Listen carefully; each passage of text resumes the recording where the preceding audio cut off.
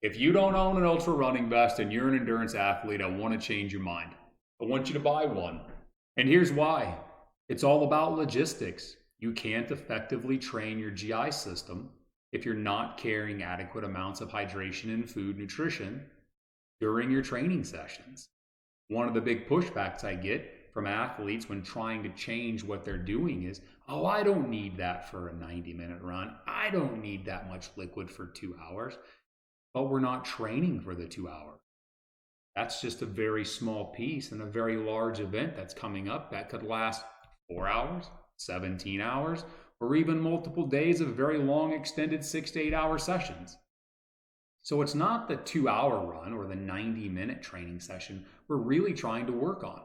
But we are trying to use those small pieces to practice often and early our hydration and fueling strategies. We've all seen or heard the guy and gal who, oh, I don't need a lot of water. I can ride all day on 24 ounces. One bottle. Okay, great. You're doing it wrong. Let's move on. Just because you can doesn't mean you should. Coach to run coach, to be honest, it doesn't matter. It's all hard work. Training day in and day out. It's not easy. It takes a whole lot of time. It can feel like a second or a third job. Your family suffers. You're juggling work and stress loads of training and family and chores. There's gonna be blood, sweat, and tears involved. It's all about the process. And so why do that to yourself all day, every day, if you can't maximize the adaptations from training? If you can't hit targets to become bigger, better, faster, stronger, and go longer, why are you doing it?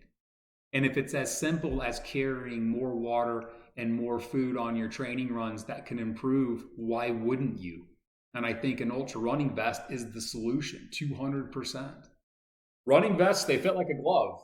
Like, it's not like the waist stuff you carry around your waist or some of the cheap packs that you can buy. Look, I've owned them all. And honest to goodness, changing your gait, yeah, they can, but that's not the real issue. The real issue is that those hip pouches and handhelds don't carry enough fluid or food for these really long training sessions. It's not your gait that you need to worry about. It's being dehydrated or underfueled. That's where your performance is truly going to suffer. So worry less about the gait. Matter of fact, if you get an ultra running vest, they fit like a glove. I've carried 4 liters of water.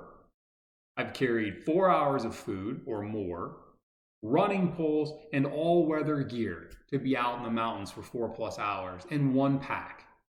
It didn't change my gait. It didn't hurt me. What did hurt me, or would hurt me, and will hurt you, is being underfueled and dehydrated. They really do fit amazing. They have women's cuts, men's cuts. The products these days are fantastic. I'll give you some suggestions and recommendations at the end of this video. So what are some other considerations that you should think about when looking to buy a vest? One of them is COVID. COVID-19 is going to change the game as far as aid stations go for these events. I feel many of them are going to be self-supported or self-help.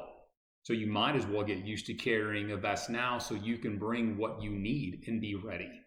Practicing loadouts, where things go, where your pockets fit, where you put your chapstick and not fumbling around for it, that can't be understated. It's no insignificant detail. It can take a while to know what pocket's holding what, and to do it during an event when you're incredibly tired and already stressed the hell out is not the time. I can tell you when I bought my first running vests, it took a little while on 4 or 5 hour runs where I didn't know where anything was and I was consistently searching for it, and I would have to stop and walk and I couldn't keep my pace. But after a period of time of practice and using it, that became more efficient to where I didn't even break my stride, searching for all types of things and putting my poles in while I was moving. So it's all about practice and consistency in building those habits. Even without the COVID changes though, let's say those don't take place and you can run through an aid station like we always have. That's not the point. The point is you can't take advantage of any of those aid stations if you haven't practiced. Let's think about this. If you've gone all year or the last 10 years and you've trained with 2 24-ounce bottles and maybe a couple gels, how is your GI system trained enough to utilize an aid station every mile? It's not. In fact, you're not even in the habit to think about stopping to drink or eat that often. And not to mention, if you do force it, your GI system's going to revolt. Hell no, I don't want this stuff. You've never given it to me before. And for something short, like 2 to 4 hours, I think you can get through it. But once we pass that 4-hour mark, the GI system starts to get finicky. 5, 6, 7, 8 hours. It's not as easy to brute force stuffing yourself with hydration you're not used to, or stuffing down gels or real food that your body's never had before. If I've got you thinking about buying an ultra running vest, awesome. Let me share some tips with you on some things that I had to learn the hard way. Some accessories to buy, some extra things you need to know so that you don't get to your destination spot and shit doesn't work. Check it out. So let me give you some tips on how to take your ultra running vest and make it work for you. Now I've got one of the new ones here, and this is my old one from last year. This, you're wondering how long they'll last. And I can't speak to the other products like Nathan or Osprey or Sense. Like, I bought Solomon for a reason. Quality product, and it had the ability to carry 2-liter bladder. That was important to me. So here's some tips to make this product work for you. Buy extra soft flasks. It's gonna come with 2. Most of them do, okay? I bought extra because I stuck Noon tablets in them and they blew up because of the pressure from the carbonation. Sorry, Noon, I love your product and I recommend it to just about all of my people, but not for this use. So when you need extras, you need extras. Okay, HydraPak I think has good product. HydraPak sells these flasks. Where am I missing? Here it is, with double nipple setups. These are incredibly useful. I know these look funny, you're like, wait a minute, this is just gonna flop around when I'm running. They really don't. These running vests have hooks so that this doesn't move around. And quite frankly, on some longer runs, when you've gotta crane your neck down to pull out of here, like, this is just priceless. So I recommend buying the HydraPak or this soft flask of your choice with the double nipples. Then, I also like carrying the soft flasks. So I'm gonna use the new one here because you can see the 2 soft flasks up front. Yeah, those are nice. Then I can carry 2 more around the back and the side. So I've got 4, and the one that I bought was the ADV Skin 12, and I got it specifically because it could carry a 2-liter bladder.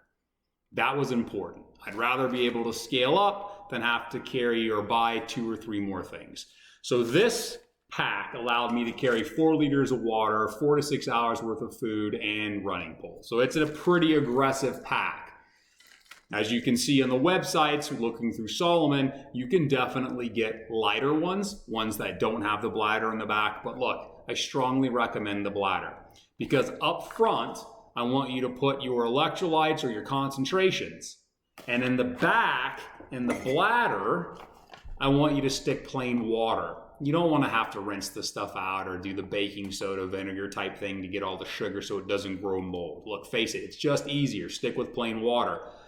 Use these for your concentrates in your product. And you're probably asking me, why the hell do you have tongs inside here? Because it opens it up and you can drain it. Yeah. But remember, don't get wimpy tongs. You need one with a strong spring. And when you stick it inside, it pops open and then you can just stick it in a coffee cup and it's good. Pro trick right there. Got that from a friend of mine who passed away. We were both chefs. I can't take credit for that one, but I'm definitely going to show it to you. So, what are some other things you need? I suggested again, buy the extra soft flasks. Get the ones with both nipples because they're useful. I recommend buying the vest with a 2-liter back. Now, most of the vests don't come with a 2-liter. You're going to have to buy that separate. When you do, you're going to want to buy an extra bite valve because you're going to tear through this one. And when you do, it starts leaking and flopping all over the place. It's just not worth it. Look, buy a second one. You're on Amazon already. Pick it up. Trust me. Then, when it comes to your bladder, when you get it, there will be a little packet of grease.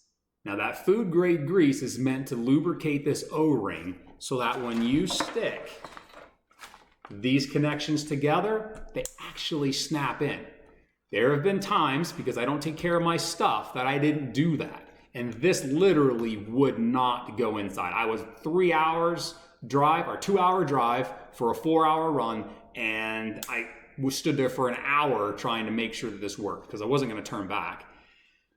The O-ring was too tight. So keep the grease, don't throw it away, and make sure you travel with it. All right, so let's summarize all of this. Keep the grease, don't throw it away, make sure you lubricate it. Buy an extra bite valve. I recommend buying a 2-liter bladder, and more specifically getting a pack that can carry a 2-liter bladder.